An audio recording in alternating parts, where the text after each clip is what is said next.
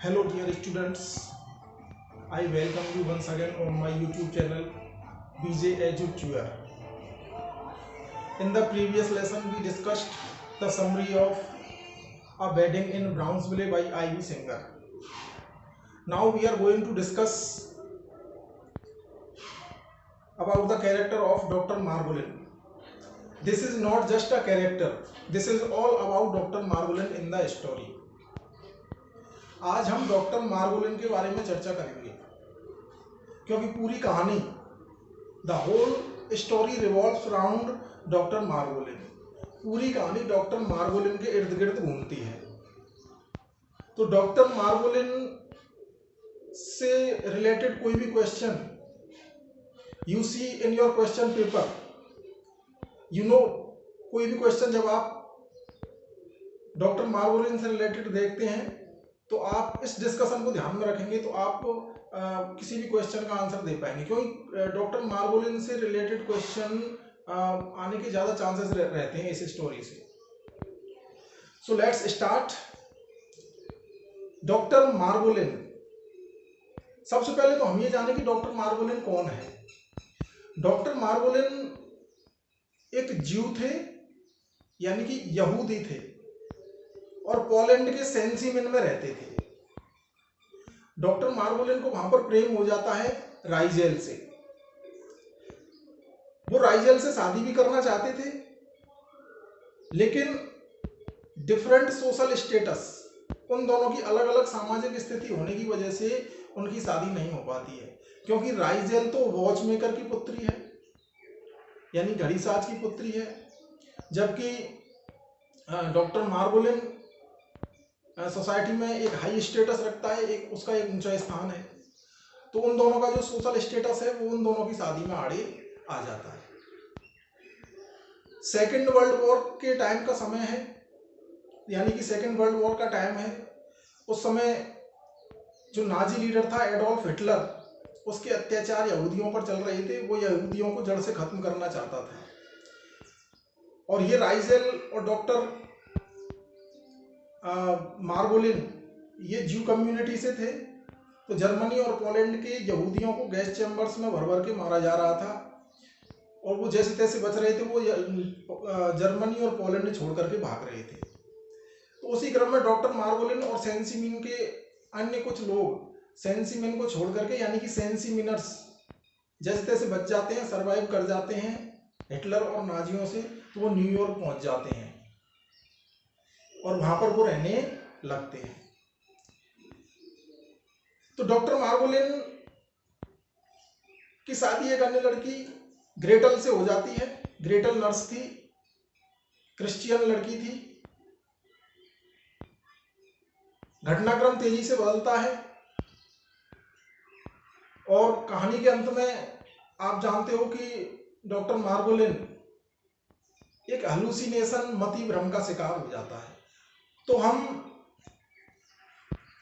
Doctor Margolin का 360 degree analysis कर लेते हैं, यानी कि हम डॉक्टर मार्गोलिन के बारे में एक एक चीज को जान लेते हैं ताकि हमसे कोई भी इसका क्वेश्चन मिस ना हो, और so that we can able to write down the answer of any question related to doctor Margolin.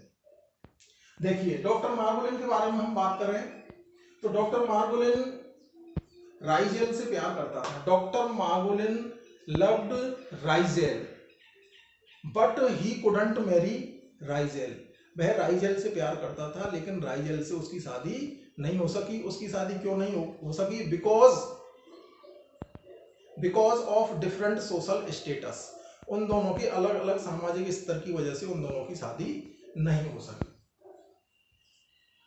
हम डॉक्टर मार्गोलिन की बात करें, डॉक्टर मार्गोलिन डेडिकेटेड है और ऑनेस्ट है, यानी कि समर्पित है और ईमानदार है अपने प्रोफेशन के प्रति। डॉक्टर मार्गोलिन अपने कार्य के प्रति पूरी तरह से ईमानदार है और पूरी तरह से समर्पित है।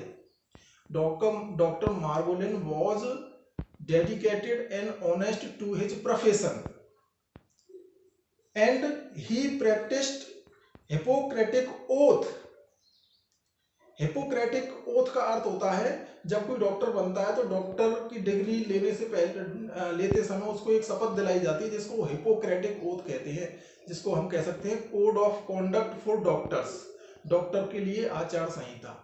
तो डॉक्टर जो शपथ लेते हैं ना कि हम पेशेंट्स की सेवा करेंगे और पूरे मनोयोग से करेंगे, तो उस हिपोक्रेटिक ओथ को पूरी तरह से फॉलो करता है डॉक्टर मार्गोलिन। तो डॉक्टर मार्गोलिन अपने प्रोफेशन के प्रति डेडिकेटेड है, समर्पित है और ऑनेस्ट भी है। जब डॉक्टर मार्गोलिन सेंसिमिन छोड़ करके पोलैंड छोड़ करके या सेंसिमिन छोड़ करके जब वो पहुंच जाता है न्यूयॉर्क, सेंसिमिनर सोसाइटी वहां पर होती है सर्वाइवर्स की, जो जिंदा बचे हैं उन लोगों की, तो वो अलग अलग ऑर्गेनाइजेशंस का सदस्य बन जाता है, अलग अलग संगठन वहां पर बन जाते हैं यहूदियों के, तो यहूदियों के अलग अलग संगठनों का वह सदस्य बन जाता है doctor Margolin. Doctor Margolin was the member of different organisation of Jews in New York City. New York में वह अलग अलग संगठन का सदस्य बन जाता है। इसके अलावा हम देखें कि वह डॉक्टर तो है ही, तो वहां के जो रेबाइज हैं, राइटर्स हैं और रिफ्यूजीज हैं। रिफ्यूजीज का मतलब होता है शरणार्थी और रेबाइज का मतलब होता है यहूदी धर्मगुरु। तो रेबाइज, राइटर्स और रिफ्यूजीज, इनको वह बिना किसी चार्ज के इनका ट्रीटमेंट करता है। इनसे कोई भी वो चार्ज नहीं लेता है, यहाँ तक कि दवाइयों के भी पैसे वो नहीं लेता है। Doctor Margolin treated rabbis, writers and refugees without taking any charge. तो बिना किसी चार्ज के वह इनका ट्रीटमेंट करता है। तो उसका एक जुड़ाव है यहूदी कम्युनिटी से। ये हम पहले ही जान चुके हैं कि अन्य सेंसिमिनर्स के साथ वह भी न्यूयॉर्क में जाकर के शरण ले लेता है। Doctor Margolin took shelter in New York along with other seminarians. बात करें उसके चाइल्डहुड की, तो काफी टैलेंटेड था वो, उसको बहुत होशियार लड़का माना जाता था। उसको बाइबल और टैलमुड का अच्छा ज्ञान था। बाइबल तो क्रिश्चियंस की रिलीजियस बुक होती है और टैलमुड यहूदी कानून की एक पुस्तक होती है। तो he was a bright child and the Bible and the Talmud, Bible और टैलमुड का उसको अच्छा ज्ञान था। यानी कि he learned the Bible and the Talmud by heart.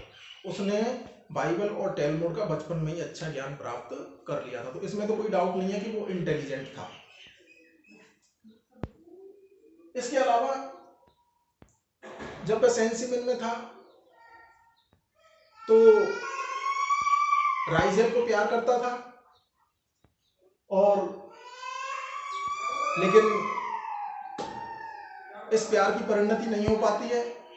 वो पहुंच जाते हैं न्यूयॉर्क में अन्य सेंसिमिनर्स के साथ, और वहां पर जाकर के वो देखता है कि जो पोलैंड और जर्मनी में यहूदी जिन कस्टम्स का, जिन रीति रिवाजों का पालन करते थे, उन रीति रिवाजों का पालन वो अमेरिका में आकर के नहीं करते।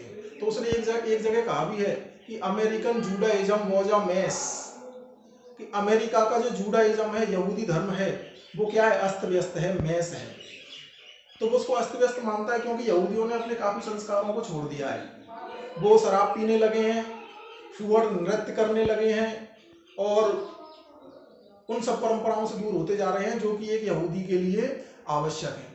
सो he thought that the American Judaism was a mess. वो अमेरिकन जुडाइज्म को, अमेरिकन यहूदीपन को एक अस्त व्यस्त या खंड खंड अवस्था में पाता है और ये चीज उसको पसंद नहीं है। Most important part of the story, इस कहानी का जो सबसे अहम हिस्सा है वो है जब उसका राइजेल से सामना होता है। कहां पर, उस वेडिंग पार्टी में। तो तो इस पूरी स्टोरी का एसेंस है वो, जिस तरह के अत्याचार यहूदियों पर हुए थे, जिन क्रुअल्टीज को उन लोगों ने झेला था, वो सिर्फ एक दिन के लिए नहीं थी। यहूदी लोग उनको सालों साल तक नहीं भुला पाए, और यहूदी लोग मानसिक रूप से इम्बैलेंस्ड हो गए, मानसिक रूप से वो अस्थिर हो गए। उनमें से ही था डॉक्टर मार्गोलिन।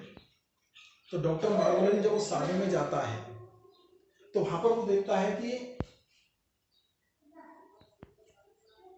राइजल उसके सामने खड़ी है। Raizel was also in that wedding party, Raizel भी उस वेडिंग पार्टी में थी। And he was surprise to see her, वह उसको देख करके एकदम सरप्राइज हो जाता है। First he thought that she was not Raizel, because Raizel could not be so young at that time. वो पहली बार तो ये सोचता है कि ये राइजल नहीं हो सकती, क्योंकि ये तो एकदम यंग है, यंग राइजल है। अब तक तो राइजल की उम्र काफी बढ़ गई होगी, हो सकता है कि it might be her daughter, हो सकता है कि राइजल की पुत्री हो। लेकिन बाद में वो कहता है कि नहीं नहीं, ये राइजल ही है। तो इस तरह से उसको हालुसिनेशन हो जाता है, उसको मति भ्रम हो जाता है कि ये राइजल ही है। तो राइजल से उस समय बातें करने लगता है, और हम कह सकते हैं कि he encountered Raizel in that wedding party. उस वेडिंग पार्टी में उसने राइजल का सामना किया, राइजल को देखा, राइजल से बात की, and he wanted to marry her, और वह उससे उस समय शादी करना चाहता था। But he was already a married person, लेकिन वह तो पहले से ही एक शादीशुदा व्यक्ति था। क्यों था? Because Gretel was his wife, Gretel उसकी पत्नी थी।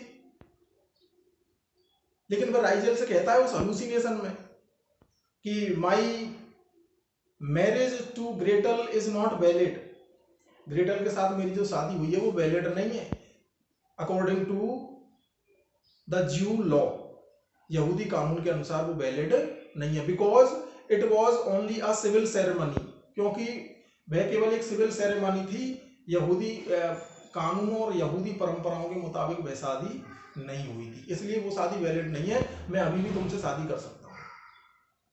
तो इस तरह की बातें वो राइजल से कर रहा है उस शादी समारोह में। लेकिन उसी समय पर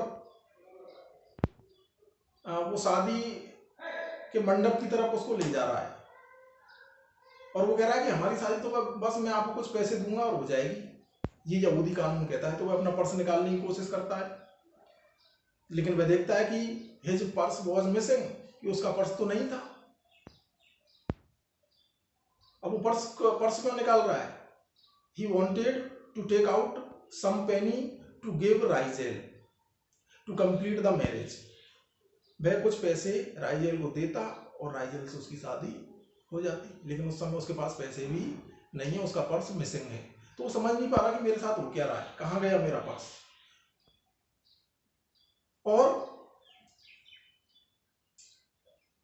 इस तरह से वो पूरी तरह से कंफ्यूज्ड हो जाता है, और उसे उसका पर्स कहानी के अंत तक नहीं मिलता है। He couldn't find his purse till the end of the story. कहानी के अंत तक वह अपने पर्स को प्राप्त नहीं कर पाता है। तो ये जो कंफ्यूजन है, ये कंफ्यूजन उस मैसेकर की वजह से है। ये मैसेकर का मतलब होता है नरसंहार, उस हॉलोकास्ट की वजह से। हॉलोकास्ट का अर्थ भी यही होता है, नरसंहार। जो नरसंहार नाजियों ने और हिटलर ने किया था यहूदियों का। तो ऐसा कंफ्यूजन, ऐसी मानसिक अस्थिरता, एक नरसंहार, एक क्रूर हत्या किस तरह से व्यक्ति के मनोमस्तिष्क पर डाल सकती है, उसका उदाहरण है डॉक्टर मार्गोलिन। तो इस कहानी में डॉक्टर मार्गोलिन के माध्यम से आईवी सिंगर ने यह बताने की कोशिश की है कि ये जो घटनाएं बड़े बड़े लीडर्स की वजह से, उनकी जिद की वजह से हो जाती हैं, वो मानवता के लिए कितनी घातक साबित हो सकती है। तो डॉक्टर मार्गोलिन के साथ इस तरह की घटनाएं घटती हैं। एंड में हम देख लें डॉक्टर मार्गोलिन का कैरेक्टर कैसा है, और इसी के साथ हम इसको वाइंड अप करेंगे। तो डॉक्टर मार्गोलिन किस तरह का है? Doctor Margolin was a cultured man. वह कल्चर्ड था, यानी कि एक सुलझा हुआ व्यक्ति था डॉक्टर मार्गोलिन। स्कॉलर, विद्वान था। ये हमने देखा ही है कि किस तरह से बचपन में ही वह टैलमुड और बाइबल का ज्ञान रखता था। काइंड हार्टेड है, यानी कि दयालु है। काइंड हार्टेड कैसे है? He treated the rabbis, cantors, writers and refugees free of cost. तो वह कई लोगों का इलाज मुफ्त में करता है। तो इससे पता लगता है कि वह काइंड हार्टेड है। और रेगुलर है, नियमित है वह अपने काम के प्रति। संडे के अलावा उसे फुर्सत नहीं है। He didn't get spare time except Sundays. रविवार के अलावा उसे और कोई टाइम नहीं मिलता था, इतना व्यस्त रहता था वह अपने काम में। यानी कि he was the busiest person. अपने प्रोफेशन के लिए पूरी तरह से डेडिकेटेड है वो। तो बिजिएस्ट पर्सन था, बिजिएस्ट फिजिशियन कह सकते हैं, डॉक्टर कह सकते हैं उनको, बिजिएस्ट डॉक्टर था वो। और इसके अलावा उसकी इंप्रेसिव पर्सनैलिटी थी, उसका प्रभावी व्यक्तित्व था। टॉल एंड हैंडसम था, लंबा और सुंदर था।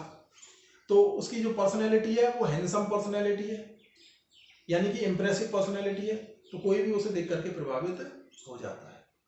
तो इस तरह से हम देखते हैं कि डॉक्टर मार्गोलिन इस कहानी का हीरो है, प्रोटैगनिस्ट ऑफ दिस स्टोरी।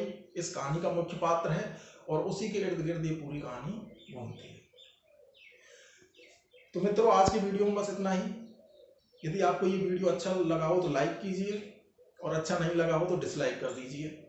और कमेंट बॉक्स में आप कमेंट करके बता सकते हैं कि क्या कमी है, जिससे कि हम आगे उसको सुधारने का प्रयास करें। और आपकी एग्जाम्स जल्दी ही होने वाली हैं, अबाउट 10 मई, 10 मई के आसपास आपकी परीक्षाएं हो सकती हैं। इसलिए आपको एक इम्पोर्टेंट क्वेश्चन, मैं कह सकता हूं कि most important question of this story, तो ये क्वेश्चन नहीं है, ये एक एनालिसिस है डॉक्टर मार्गोलिन का। तो इसमें से किसी भी तरह का क्वेश्चन आता है तो आप इस पूरी चर्चा का सहारा ले सकते हो।